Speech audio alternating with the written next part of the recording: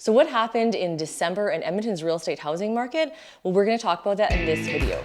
So to all of our surprise, in December, we had no snow again. And I know you're saying, isn't this the market stats video? Why are you talking about the weather? The weather is a very important factor to play when we talk about why people are selling and buying, especially in Edmonton, when we typically are always in snow and really cold temperatures. As I record right now, it is actually blustering and snowing compared to what it was even a few weeks ago or last week. We had above zero temperatures, which is very, very atypical for Edmonton. Typically in January, we're at about -20 to -30, which is exactly where we are now.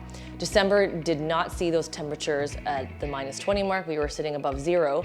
And I wonder how that played into the Edmonton real estate market stats. So if we take a look at the new listings that are single family homes just in the Edmonton proper area, there's just over 1,000 new listings that came on in December, which was about a 31% decrease from the last month of new listings. Now, this is quite normal if you think about in December. That's not usually the month that people want to sell their house, nor do they put up their house for sale because they don't necessarily want to have the home show ready with all the parties and the rehearsals and the recitals and all that kind of stuff and vacations. So this is normal. That wasn't anything to be alarmed with. However, the general number in terms of how many active listings we currently have is very, very low compared to what we've seen over the last few years. So if you take a look at the stats from the Edmonton Real Estate Board, it says year to date we had 25,000 new listings, which was actually an increase from the year prior. That was about a 14% increase from the year before in terms of overall listings. Now, if you take a look at what we currently have in December, we're just sitting over 3,000 listings in Edmonton, and this is not just single family. This is all properties in Edmonton. So the current sales in Edmonton in December for everything from condos to houses, because that's how the real estate board has put these stats together, was just over 888 sales in December. That is a decrease of 24%. But the interesting thing is, if you take a year-to-date look, we've had 16,000 sales for the entire year. It's December now, so year-to-date is literally the entire year of 2023. We actually had more sales than last year, within the 2022, and we had more listings than the last year. So that's why we saw more of a balanced market. It wasn't a seller's market. If it was a seller's market, we would have had high sales, low inventory. But you can see here, we increased both in inventory and in sales. I talk about 2023 as the normalizing year for real estate in Edmonton. 2022 was still coming off that craziness from 2021. No one expected to last as long as it did. And then mid-year, we just kind of nosedived, complete silence. Well, not complete silence, but it got really quiet. And then in 2023, it started to normalize in terms of sellers' expectation on value of the property, but also buyers' expectation of what they're gonna get, and also for their interest rates, because in 2022, it was so aggressive with the increases that it just took the wind out of most people's sails. You're gonna go from a 2% all the way to 6-7%, which was quite high. And then 2023, we did see still some increases, but at this point, it's so much higher than it was prior that there was a lot of normalization of expectation that was happening in 2023. Now, just some fun facts, some high rollers that we had, which are the highest price points sold in Edmonton proper, was for the detached homes, we saw a $2.695 million sale. The semi-detached, which is like a half duplex, we saw 720,000, row townhouses 550,000, and apartment condo at 570,000. Now these are high rollers, these are not the averages, and sometimes I believe these are the exceptions. The average price you see in Edmonton for a house for all residential homes, so everything from condos to single family, was $373,000. Now, if we look at just single family homes, the average price for the detached single family home was $485,000, and it was month over month an increase of 3.9%, year over year a 5.3% increase. So $485,000 is the average price point of a single family home.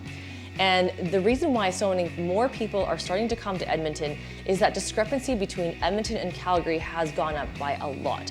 A news article recently said there was about a $200,000 spread. It used to be about $100,000. And it's gone up quite a bit in the last bit, and Calgary has seen a very high increase in sales, and it hasn't seen a complete slowdown.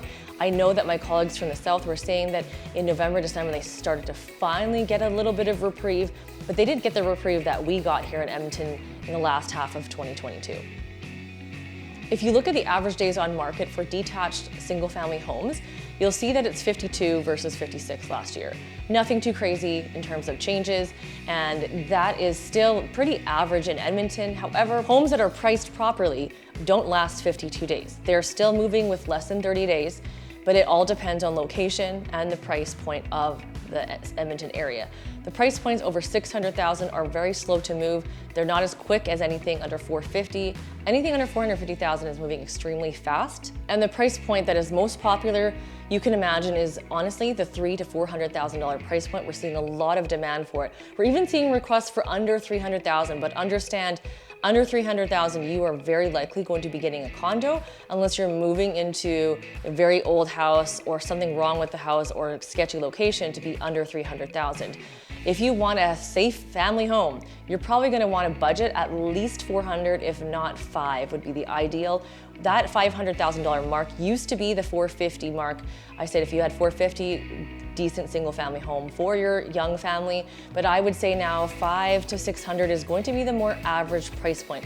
If you're a first-time home buyer trying to enter the market and you can't buy that detached garage home, like with the front detached garage home at the first, that's okay. If you get into the market by buying a house that's not condominiumized, why? Well, there's a whole nother video for that, why not condos, because you've got a lot more risk there. But let's focus on why you would buy a townhouse with no condo fees or a duplex. Those are great single family home entry points. They're great starting points. If you can find a home anywhere, we can see sales of that anywhere from 300 to 350. I've even seen up to 4. Stay in that 3 to 4 range.